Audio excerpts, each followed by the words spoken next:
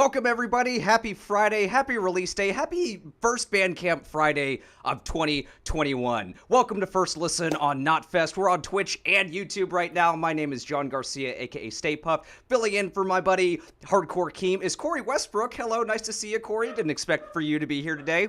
And today we are joined by James Spence, keyboardist and vocalist of UK band Rolo Tomassi. James, welcome to First Listen. How you doing today, man?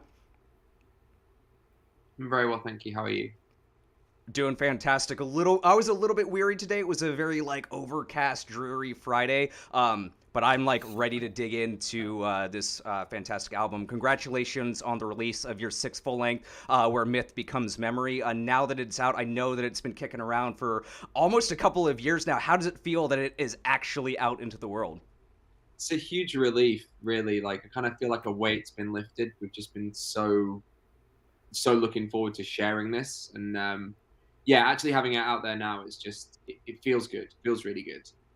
Good. Well, I'm sure that we have plenty to talk about on the album. We're going to get into it right now, I think. And then y'all in YouTube land and Twitch land, if you have any questions, any conversation pieces that you want, this is a hangout. We're having fun over here, listening to some good tunes. So pop them in the chat, be vocal, ask James, questions that I'm sure that he is dying to talk about this piece of work that he and his bandmates have created. So Cori, if you're ready, James, if you're ready, I've got the YouTube link up here. I'm ready to hit play on this thing and let it rip. Oh, you know me. I was born ready. Let's go. All right. Well, I'm going to count it down from 3, and then I'm going to do 3, 2, 1, play, James. So without further ado, this is Where Myth Becomes Memory by Rolo Tomassi here in 3, 2, 1, play. What's up, Dave? What is up, Hygo? Hey, J1, Miss 9, nice to see you all. Settle back and enjoy.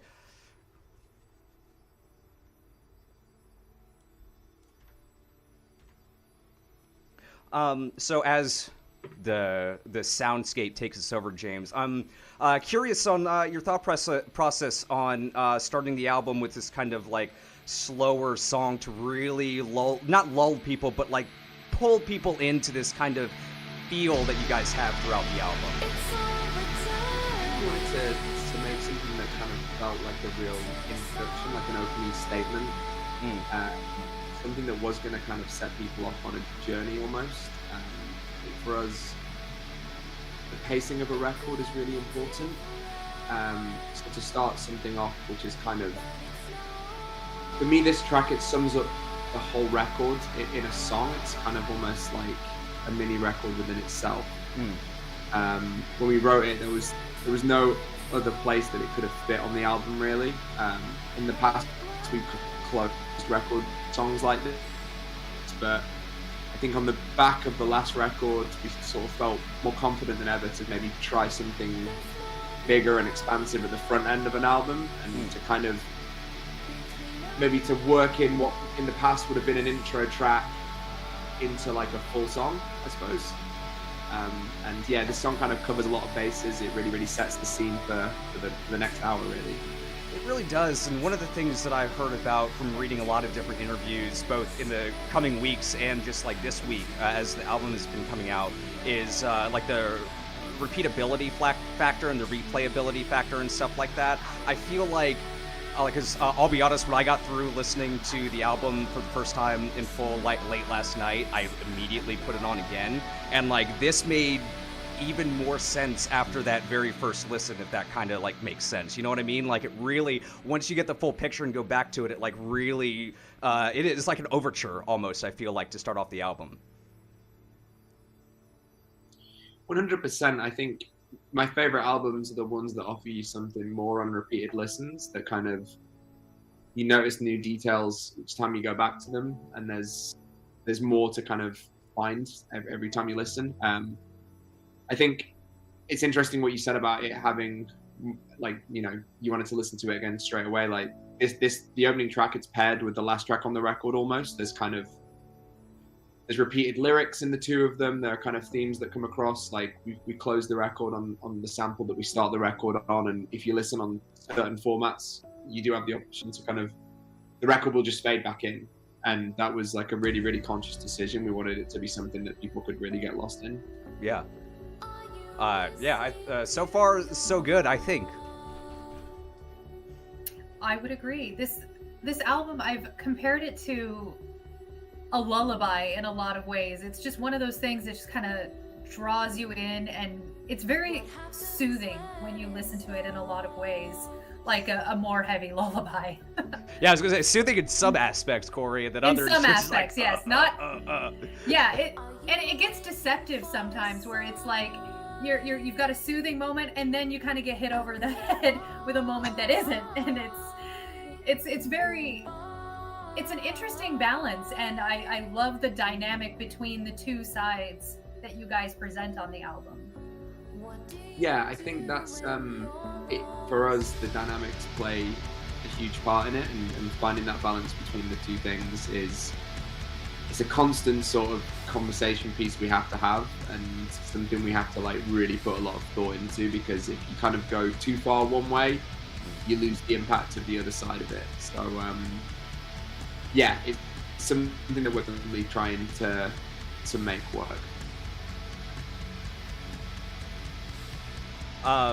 Dave. Sorry, I'm just kind of lost in the song right now. It's gonna happen. I was thinking about this in like my intro and stuff like that as I was like prepping for the stream. I was like, we're probably gonna have a lot of moments of just silence where nobody is saying anything, and that's totally fine, right? We had, like it depends on first listen. I remember there was one where we listened to a Frontierer, who James, I'm sure you're probably familiar with, a band out of Scotland, like really, really crazy shit. And Pedram at the end, they're like, hey, Staypuft, I think that this is now a new thing. We found that Frontierer could actually be background music. I don't think anybody's ever said that before. Dave on Twitch says this is only his second full listen, but the album to his ears has a more post-rock, shoegaze, kind of black gaze influence. Is that something that you would agree with, James? Or is that something like a conscious decision, or is that kind of how things just unfolded? I think any sort of stylistic shifts, it all happened quite naturally. I think whenever we start working on music, we never really sit down at the start of a session of writing and kind of set out any aims or sort of like create a brief. It is very much kind of write what comes naturally. I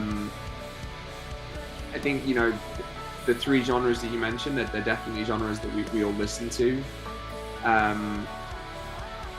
But yeah, I think anything that's kind of changed with it, it was very much sort of, it was just how it kind of came out at the period of time that we wrote, really. I think that's how we've always approached writing. I think we want the music that we write to be an honest reflection of kind of how we're feeling and what we're listening to. And I think if we tried to do anything that was very forced, it wouldn't sound right, it wouldn't feel right. But definitely we're really big fans of shoegaze particularly, so it's cool that kind of is coming out in it when other people are listening to it. Mm-hmm.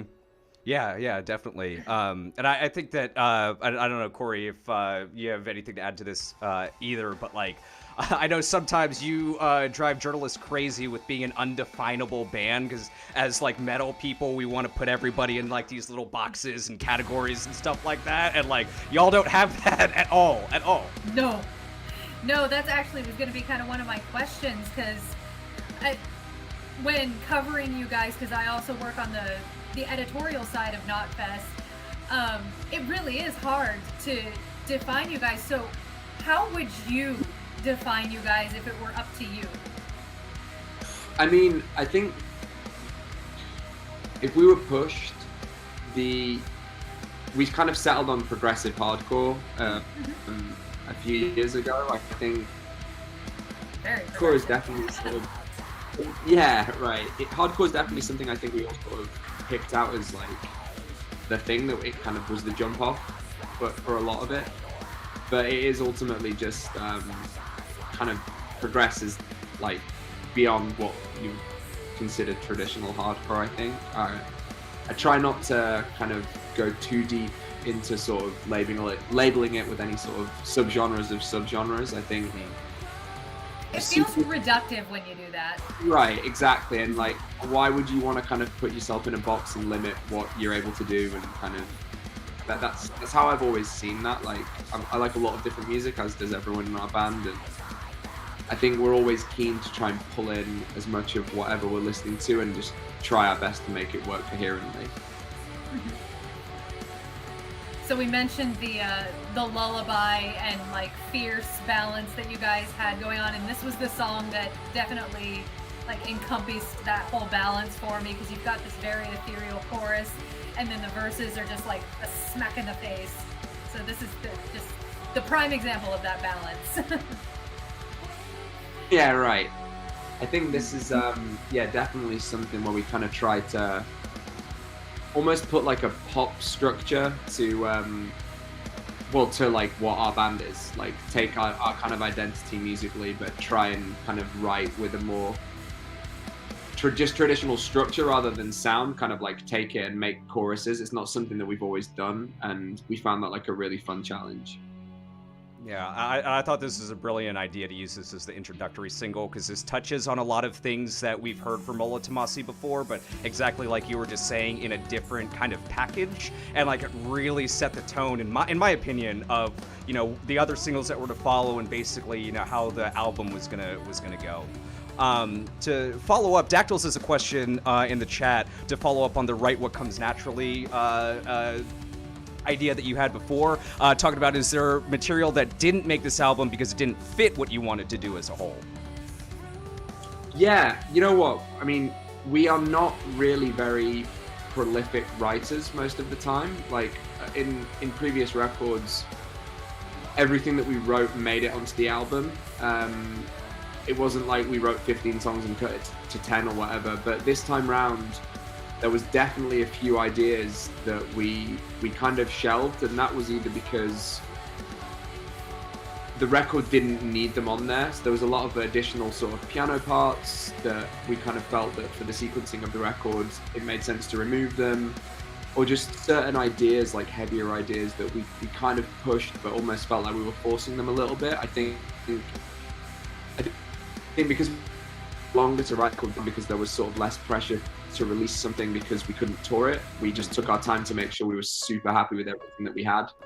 So yeah, there were ideas this time around that we kind of we just left, I think, and they're not necessarily things we'd ever come back to either. They were just ideas that were part of this session or project that didn't really make the cut, which is unusual for our band, definitely. Yeah, and I think that's interesting too, because you answered basically what was going to be my follow-up question, is like, are you going to hang on to those for something later? But I have seen in previous interviews that your band basically states like each one of these things is basically like a snapshot in time, and like what, like, you know, Time Will Die and Love Will Bury It could only be written and composed and released then, right? Same with this album. So like, I think that makes sense and kind of goes in answering that question, to be like, it didn't work then, so we'll come up with something a little bit later down the line. Yeah, it's exactly that, and I think I can't think of ones where we have an idea for a record. It's not like we're kind of, you know, saving things for later. I think what we're trying to do, it does change with the time for us, so it just wouldn't really work to ever do something like that. Shout out to this riff right here, by the way. You're getting your stank face on there, John. Oh yeah, it's gonna be coming up all over the place. James, Cori can tell you, I've been like really, really stoked for this album to come out for like basically since I heard the first single on this, and I was just like, what is it? Let's go. It's really cool. Yep, definitely. But I think it's the case for a lot of people, John, and it's well deserved. So yeah, it's very hard to find this much variety in a single band, where the sound never really gets stagnant because you're pulling from so many different areas within music.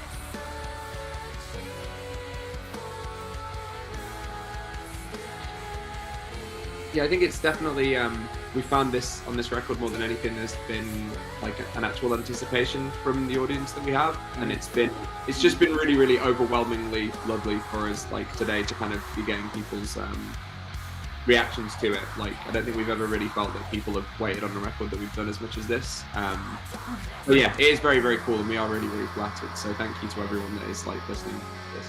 Yeah, and if you're loving the album, show some love to James and Rolo Tomassi in the chat. I have a question from Mazza coming up, but kind of on that that point, James. I know that y'all were kind of blindsided with the reception that your previous album got, and you weren't expecting it to like be this big, huge thing that like everybody was loving and kind of like really put all of these eyes on you.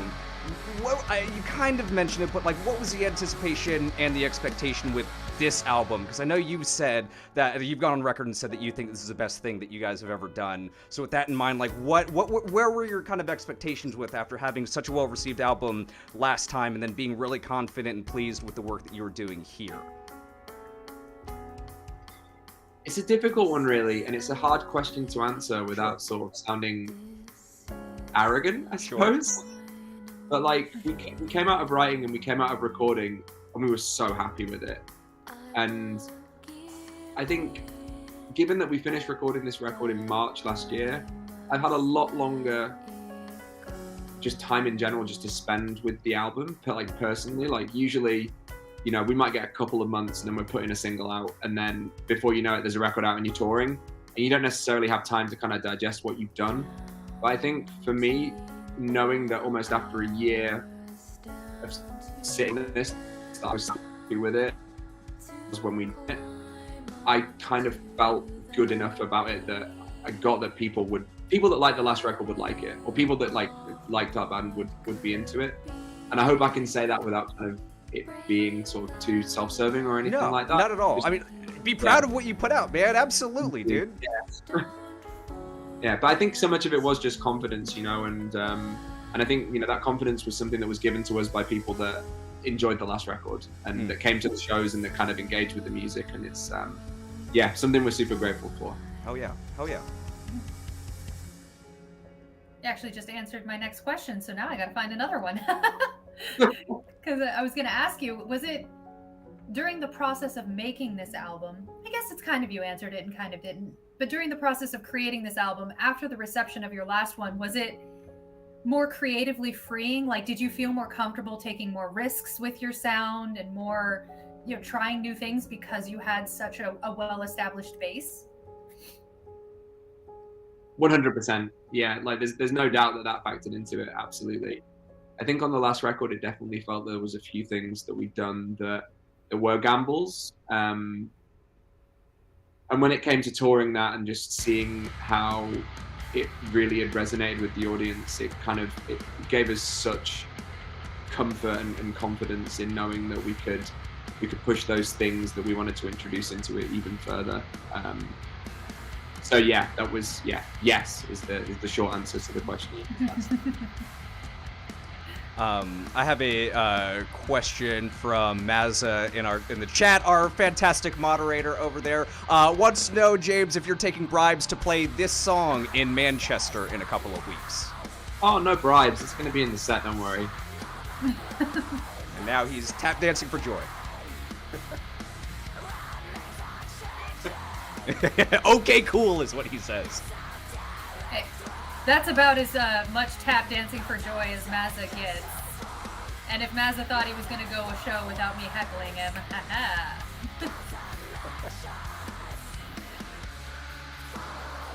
John, I seriously want to capture your stank face right now and just, put it on a poster for these guys. we need to have a photo shoot one of these days, because you keep threatening of doing that, putting it on t-shirts and like doing all this stuff.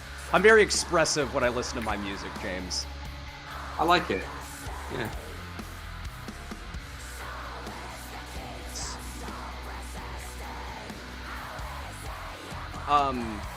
What's crazy to me, and spoiling here in a little bit, but like, I feel like my opinion is like I really like how the album starts, but I feel like after this song, it's when you guys are like, all right, here we go, and just like put the pedal on the gas, and then the whole, like, everything that you've been working on so far in this album, like, really sets the tone for just like, all right, now we're going 100 miles an hour with these huge choruses, these ridiculously heavy guitar lines, really airy and spacey keyboard lines and stuff like that to really like go on. like as I've been going back to it, because I didn't listen to it in full today, I was like going back in pieces, and I was going back to a lot of the songs that were on like the back half of the record, and I think that's really impressive for a band. Like a lot of times you see a lot of the stuff, the front half a lot stronger than the back half. Yeah. I don't know. I think that it just, that as the album gets on, it's like you guys are like rolling that snowball down the hill, and it just gets even more. I don't know. The album just gets stronger as it goes along, I think is what I'm trying to say. I think we were really conscious when we did the sequencing not to front load it. It's definitely it was like that. One of the hardest things to do was settle on the sequencing for the record and find something that did have the right balance. Because there's records that I love that you kind of about 3/4 of the way through you start to lose a little bit of the momentum. So for us it was kind of about finding the right peaks and troughs to kind of keep people engaged with it right through to the end, definitely. And just like you said, it's so important. Like we talk to bands all the time, Cori, and like they're a lot less, I feel like, than you might expect, or like really focused in on that, where it's like, okay, we have to like do this, and it's just like, it's so important when, having that full through. Like I'm an albums guy, just for me, right? I'm not a shuffles guy. I'm not like a singles dude. No. I start albums start to finish, and you're right. I mean, even albums from bands that I love, it's just like, all right, well, you could have condensed that from 57 minutes to about like 45, or these tracks could have been rearranged like that. It's so important, and I feel like, I hear it a lot more now, but like, especially like with younger bands that are like putting together their first albums, like that's something to like really, really, really pay attention to. Definitely. I think, I'm the same as you. I'm definitely someone that still prefers my music to be presented as like an album, as an LP. And I think for our band, it's definitely still the best format for us to kind of express ourselves over. Mm-hmm. I think, again, for us, picking singles is difficult because you need to hear the song in the context of the record, I think, to really get the most out of it. And yeah, it's interesting that you're saying about kind of cutting things down. It's definitely something that I find myself applying a lot to, like, when I listen to other people's records and to when I watch films. It's almost like, cut 20 minutes off that movie, like it will be a better movie for it. Like I'm kind of definitely apply that kind of logic to that, and it's something that I definitely put into the music that I listen to in music, because for sure. So speaking of singles, I mean, so this one, I mean, this is exactly what you said, right? You have to listen to all of them in the context of the album. When this one dropped, and it was way different than Cloaked or Drip was, that for me was like, that was kind of like the piece de resistance, as far as like, all right, I need to hear this album now, because what they've shown so far in their singles, that there's going to be a wide breadth of all of that within. And I guess what was the thought process to picking this song as the third and final single before the album came out? Well, I think it's exactly what you just said. It was about making sure that people knew that there was more of a depth and breadth to the record that we were presenting. I think Cloaked was a very sort of neatly packaged and concise sort of heavy track, more so than we've ever done before, really, like a really sort of focused single. I definitely showed that to it and kind of introduced some quite sort of harsh industrial tones. And one of the key sections or sort of elements to this record generally is the kind of more melodic side of it. And while there's definitely singing parts on those other tracks, I don't really feel that we'd shown the kind of more minimal side to the record. I mean, it was never a question for us that this was going to be a single. It was just about which order it came in terms of the singles. Interesting. So this was, it was always lined up to kind of be there like that. And I think, like we said about just showing context for the record, this really, really gives you that context of the whole thing, really. And I think this and Drip is the kind of almost centerpiece of the record, or at least in this kind of consecutive singles. I think it alluded to what the record would, kind of the directions it would push in, without kind of giving the whole thing away, really.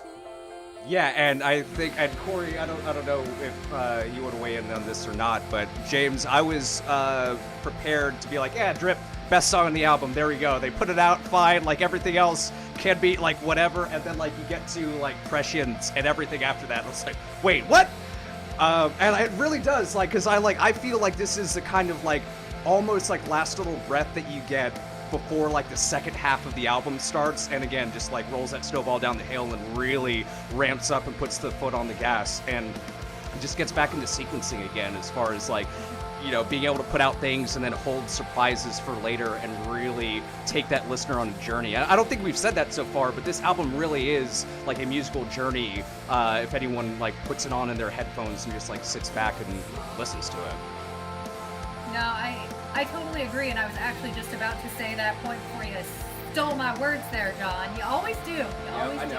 But no, this song, this particular track, it made me think of, you know, that moment when the roller coaster is climbing and it's a nice sunny day and you get to the top and you've got that nice view of everything all around you, and then like John said, it just, the snowball starts rolling, the pedal hits the metal, and you're off for the remainder of the album. And it's this moment right here is such a lovely one in the album, where you get that kind of 30,000 foot view of just everything in the peaceful moments, and then bam, you're immersed back into the journey.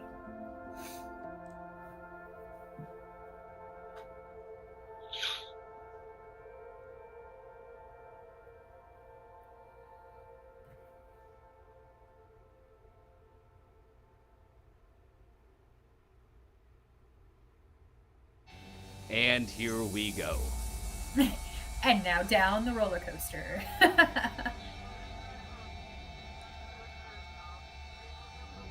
This is that moment when you know you're about ready to drop.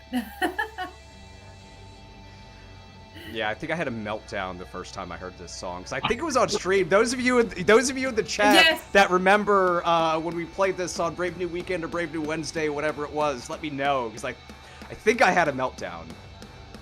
One of your crazy, yeah. That checks out.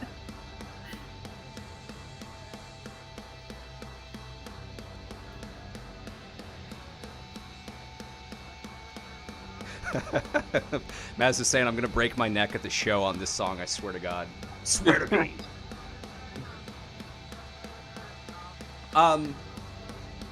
Real quick, as we kind of let this take away though, so James, you talked about having a lot of time and no rush for all of these songs and everything like that. Was there ever a like urge to tinker after everything was like done or whatever, that you're like, I don't know, like want to go back and maybe do this or that, or because you're feeling so confident with it, once the things were in the bag, you're ready to go?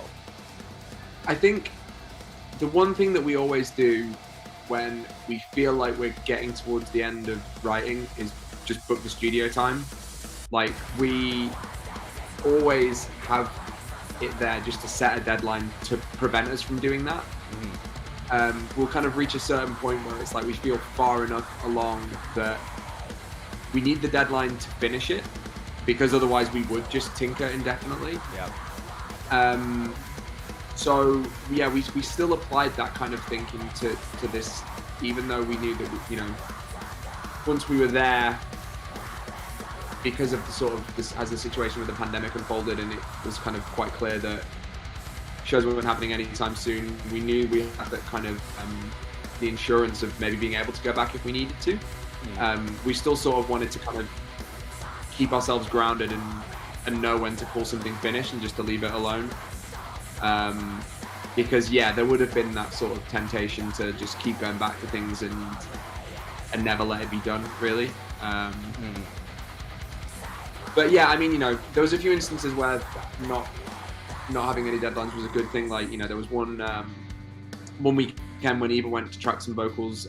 She recorded in New Jersey where she lives, and there was a really, really bad snowstorm, so she couldn't get into the studio. Like, literally, she was snowed out, and I think usually that would have been an absolute disaster for us. But you know, this time around it was like, oh well, I'll just go back in a few weeks when there's space at the studio. So hell yeah, that was like an instance of that being kind of a good thing at least. But yeah, we didn't go back and change anything afterwards. I think we kind of felt that we got everything that we did. Great. Yeah, I'm always curious. Anytime, because we've had a couple of bands on that, you know, the album's been in the hopper for 2 years or whatever, and you know they've like almost got a new album written and ready to record, and their previous one hasn't even come out yet. So I'm very curious on that because obviously this is a different experience for all of us, and I have to shut up. Listen to these keyboards, everybody. Jesus Christ.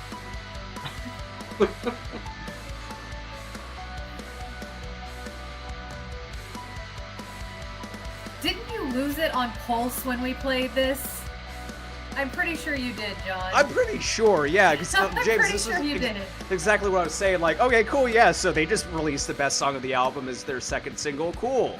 And then here we are. So I don't know, man. Just I was relatively late into discovering y'all. Like I had heard the name around for a little bit, but I really didn't start delving into your stuff until about like midway through 2020, when I was like, all right, well, I've got all of this time. Let me listen to all of these bands I haven't heard before. And it's just been so fun, like going back, like, cause I've worked backwards chronologically in the albums, so I've gotten the exact opposite like experience that you have, and being able to see basically this song in different parts throughout different albums, I guess, like working up to in your albums a sound that has basically led to this, in my opinion, right? You have like different things throughout all of your albums that have kind of congealed into where you're at today, and it's just been so much fucking fun to listen to, man. That's really cool to hear. Thank you. Yeah, I mean, I think this is one thing that's super exciting for us, and we even had this today. It's like, you know, we've seen people commenting on our socials that are saying that they've heard us for the first time today, and like we've been about 17 years. Like it's so huge for us that there's still people that are like eager to get on board now, and it's a very, very cool thing. This song's so awesome. It looks like I'm melting again. It is. On the screen. We've got my internet is plugged in. I am hardwired in, Cori, so I don't have a fix for this one this time. All right, I'll go out and come back in and see. I'll try turning it off and on again and see if that helps. I'll be right back, guys. All right. Sounds good. A little bit of a cheeky comment. Mazza was like, didn't y'all form when you were in preschool? Not far from it, yeah, really.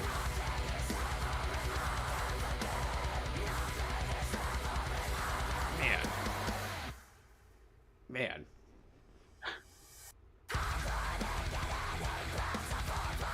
Yeah, wasn't expecting like a riff like this just to pop in right after that song. Let's see.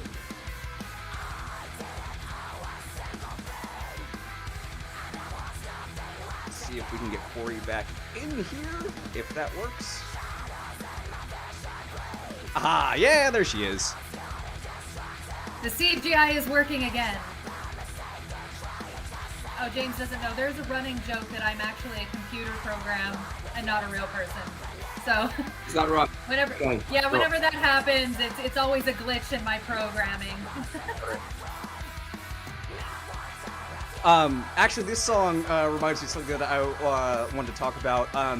You like chat a little bit about us with what Al has brought to the drums, and I know this is his first studio album with y'all, and like I want to listen to this album again just by paying attention to what he's been doing on this record, because like he's out of his mind on this record, in my opinion. I mean, firstly, like this song is a great kind of example of what he does just generally. Like his double kick is just unreal.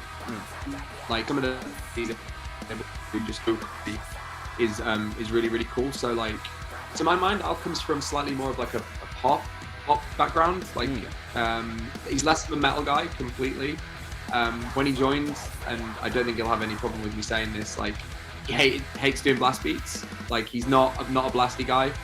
There's no blast beats at all on this record. It was something that we leaned really heavily into on Love Will Bury It. So I think we kind of played to his strengths across the album and just had to find ways of making it heavy in a way that he was able to properly express himself. I think he's so tight. He's a super, super just diligent hard worker. I remember, so he joined us, I think it was a week before we were supposed to do the first tour for the last record.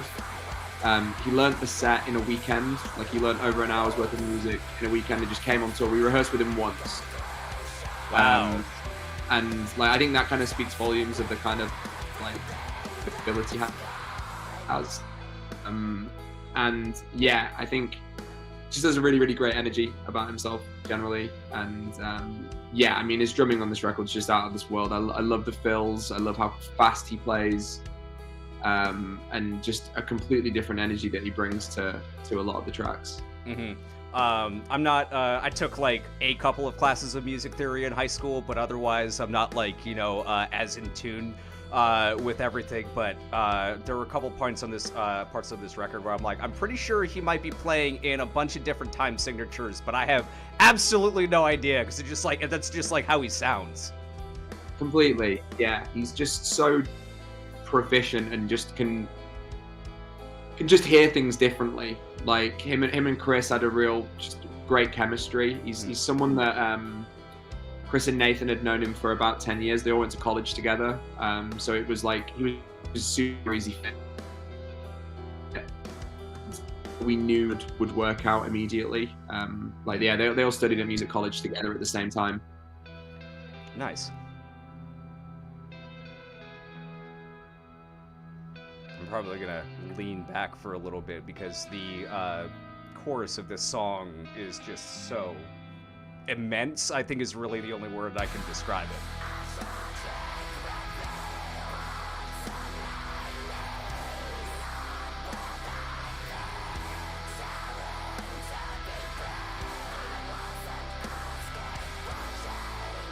I'm just completely lost in this vibe right now, sorry. Again. So, John knows very well how much I love all things that are black metal and black metal-esque. And so this moment in this song was like a very, very Cori is a very happy moment. Like, I think the kind of this stuff at the end is just kind of evil where it comes back in. I think it's like the gnarliest Diva sounds on the whole record. Like the vocals were just so black metal-y. Yeah. I've really hit a part of her range that she's just able to kind of tap into just at this section for sure. Yeah, I really appreciated this moment because there's so much of the album that you have like the ethereal parts, the furious parts, and then you just have this moment that is just so sinister. You really touch on like every emotion that you possibly can pack into an hour. You pack it in there. Yeah, I James, and you can let everybody else know. I mean, I'm just some dude with an internet connection, so like my opinion doesn't mean shit. But I think that was one of my favorite like moments on the record. Just the build up from that chorus impressions to like the end of the song. It's just like, chef's kiss. Thank you.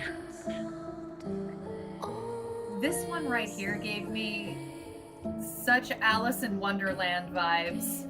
Or like the video game Alice, where it's more sinister, a little bit twisted, but you know, obviously it's still based on a children's story, so it still tries to hold some innocence to it, and it's such an interesting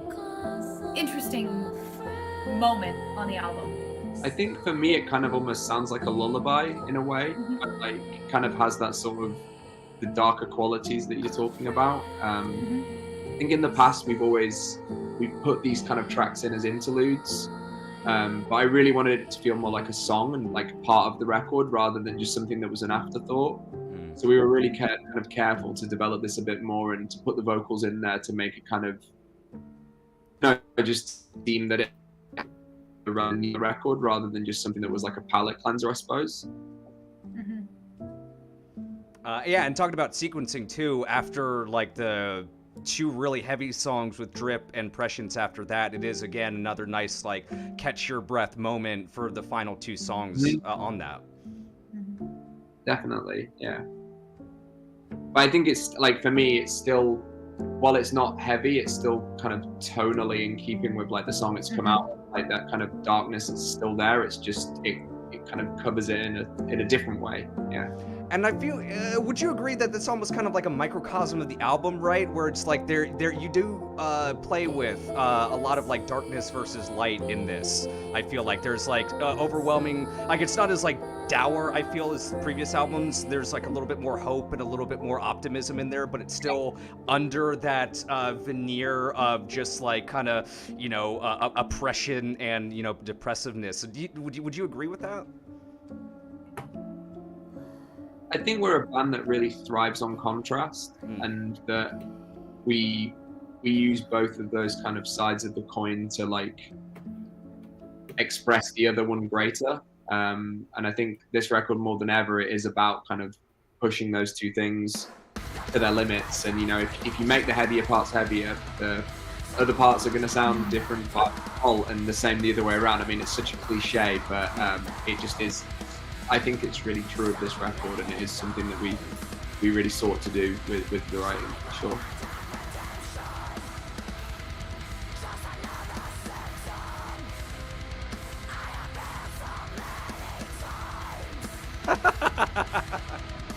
Mazza, you should be on this show talking this thing. I don't know if you can see the Twitch chat, James, but Mazza again comes and he says, this last song into this one feels like getting read a bedtime story. You're about to drift off to sleep, and then some psycho breaks in and stabs you to death.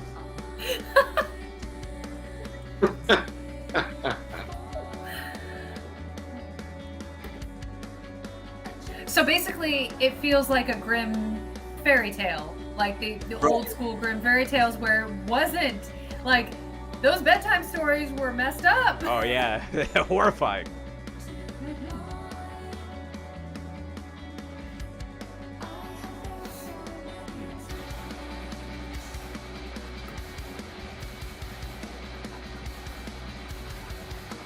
We're this is the second to last song.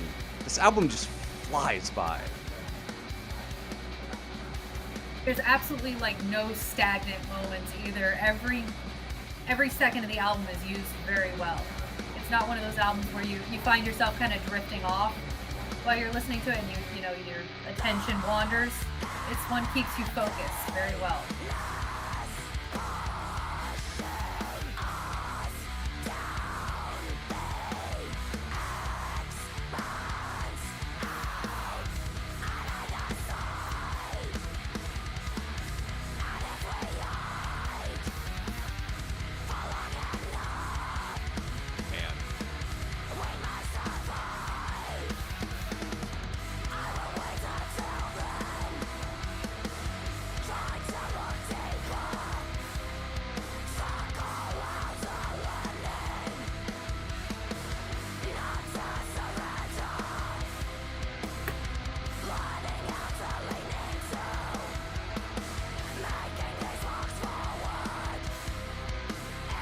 And you know it's a great moment when neither John or I can say anything.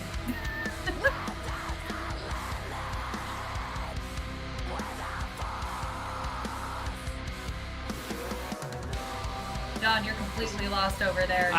You're just gone. This part right here, like completely like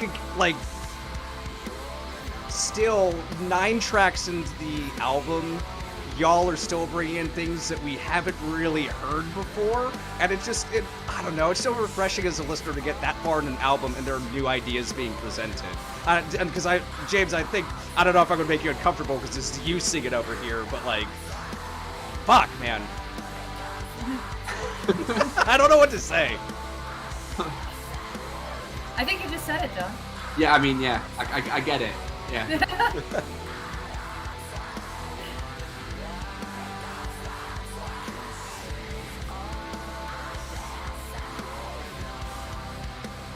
And the vocal play between you and Eva in this part just...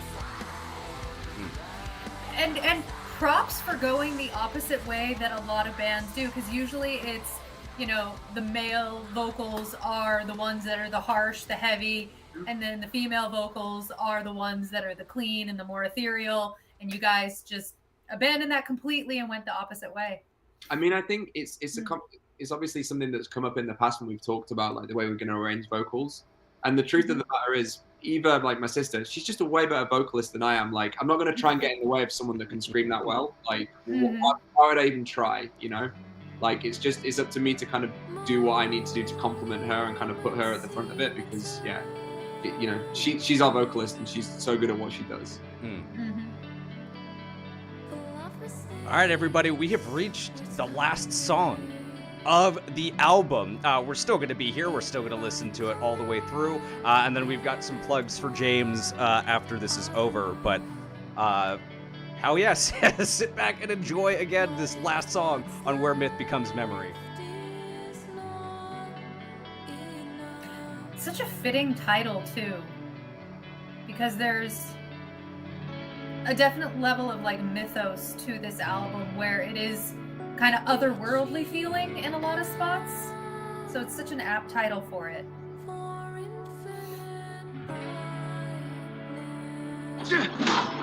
Thanks.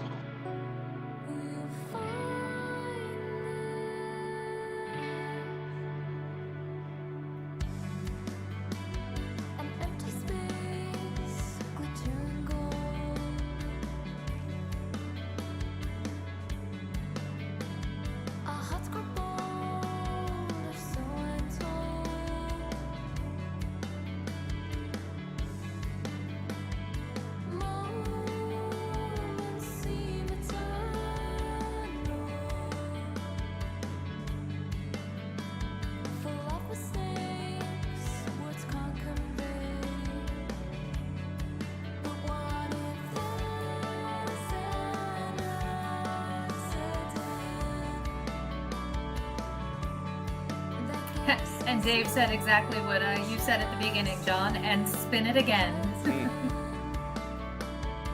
It's not late or anything for James. He can be here all night right now. Exactly. He can just be here all night hanging out with him. We'll just play it on repeat. It'll be like,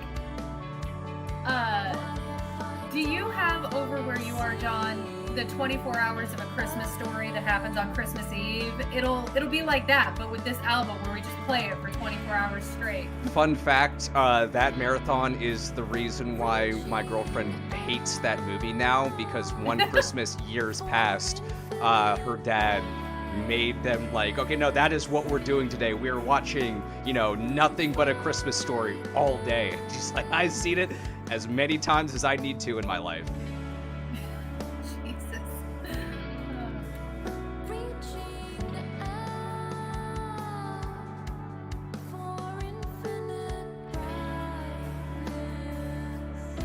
We haven't touched on this so far, but the production on this, just like the little fun things that happen with the guitars and the vocal echoes and all of that other stuff, really, really good.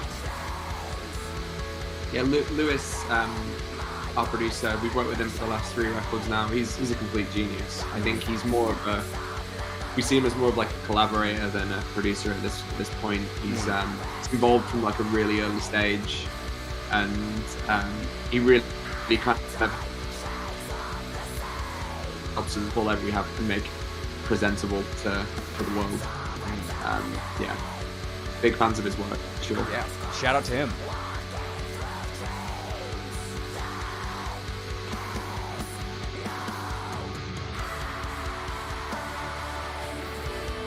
When you guys wrote this track, did you know that it was going to be the closer?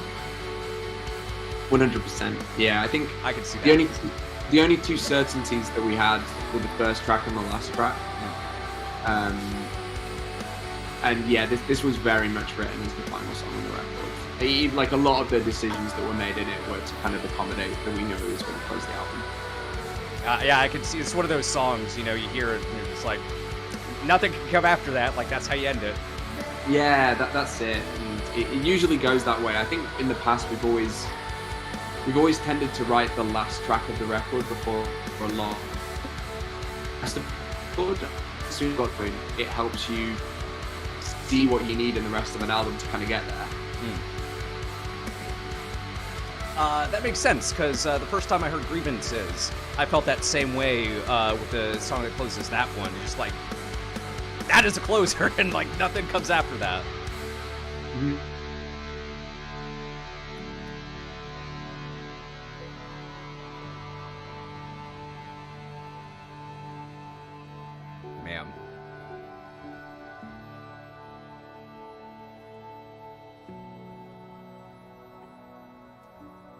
And a final little, like, piano motif to let this album that we've listened to just breathe for a couple minutes more before you just sit in the darkness for a little while and just think about your life and what has brought you to this moment. I kind of want to, turn off all my lights and just leave on my star projector thing and just vibe.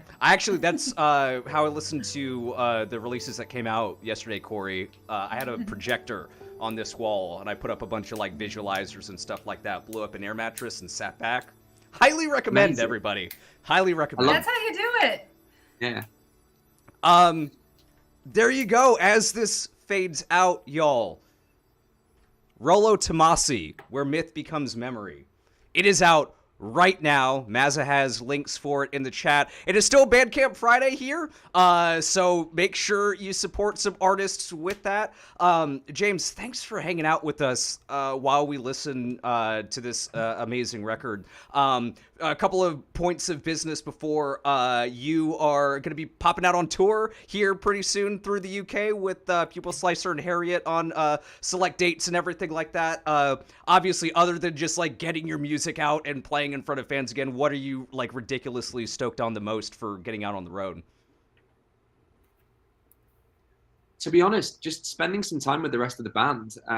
It's been, the opportunities for us all to be in the same place have been few and far between in the last few years. Like, obviously, Eva lives in the US. I've seen her literally like twice in the last 3 years. Wow. We wrote the record without her. We recorded without her. Most of the songs we've not even played together yet. So having the opportunity for us all to just be together is something that I'm really, really looking forward to. I know that sounds like a really sort of basic thing to say, but yeah, I think it's just one of those things you do miss. I think just, getting back on stage, just being in front of people and kind of just seeing how people engage with the new songs more than anything. I think it's a really big deal. We've been, as I said earlier, we've been sat on this for a little while now, and I feel like I know what the songs mean to me, and I kind of want to see how other people are finding them as well. So yeah, just thrilled the very idea of getting back in the van.